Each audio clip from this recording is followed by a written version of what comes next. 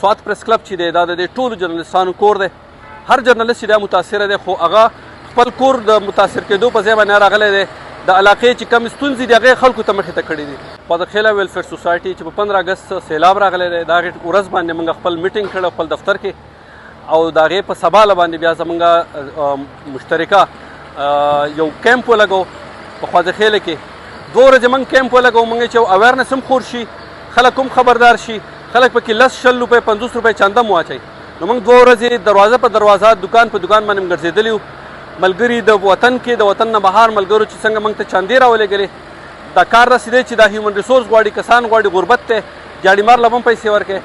2 ورځې موږ کیمپ لګول په 3مه ورځ نه موږ په 2مه ورځ ماسپښین وروسته رالو اسسمنټ وکړو او په 3مه ورځ باندې بیا باقاعده موږ هر ورځ او یا اتیا کسان چې دي هغه موږ منګورې ته راځو.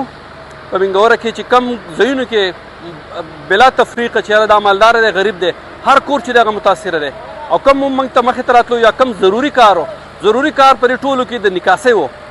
هغه چې زموږ ملګرو اسسمنټ وکړو نو نکاسي د ټولو نه اهم چیز و چې نکاسي ټیک شوه نو دا خلکو را صفایي نه چې دا به ټیک روان شي.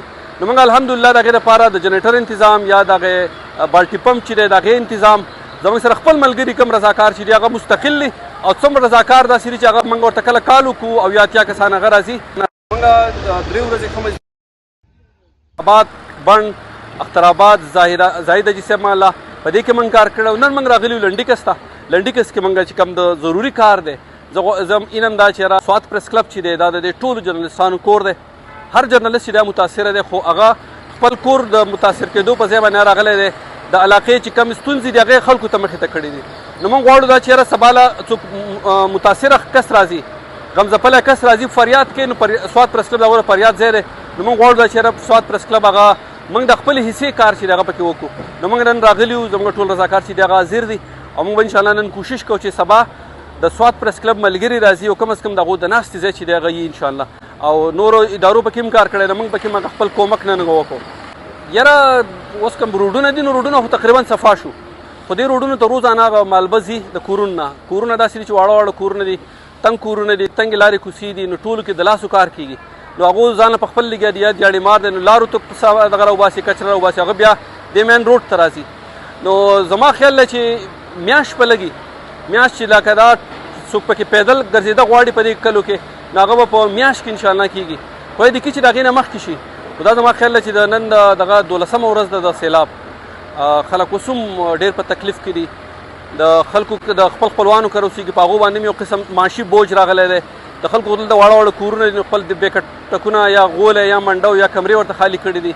بیا چې کم خلک اوسېږي نو د هغو د ټولو نه غټه ستونزه چې هغه ده هغه د واشرومونو ده.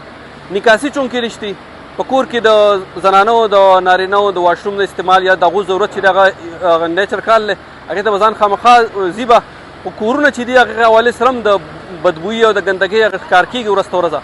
نو زه یم چې د ټولو نه ضروري نکاسي ده چې نکاسي ټیک شوه خو چونکې کیچړ دی هر کور نه چې ګند راوځي جو هغه د بل کور مخه چې دغه بندی نو خدای دې کي بیماریان هم سیوا شوې نو د سکین مرض ډېر زیات شو. خدای دې کي چې یاره د وبا شکل اختیار نه کړي او زر ته زره عوامي حلقې ورسره مرسته وکړي. زما خو ستاسو د پروګرام په توسط باندې د سوات هر وګړي ته دا ریکویسټ دی چې یاره کم از کم په دې فلډ کې 1 غنټې سوشل ورک له راشئ. سوشل ورک په دې دغه کې هم کېدای چې تاسو د خپل خپلوانو خواله لاړ شئ ځکه موږ ولیدل چې یاره هر چا سره میلاو شو یاره څوک خواله نه دي راغلي خپل خپلوان نه دا بیسیکلي ګیله دی. ادارې چې دي ادارې خو هم لګیا دي کار کوي خو هغه افت دومره ډېر دی چې هغه د ریاست په بس کې نه ده. نو عوامي حلقې چې دا به سره خامخا مرسته کوي لو به د دې تکلیف نه موږ وځو.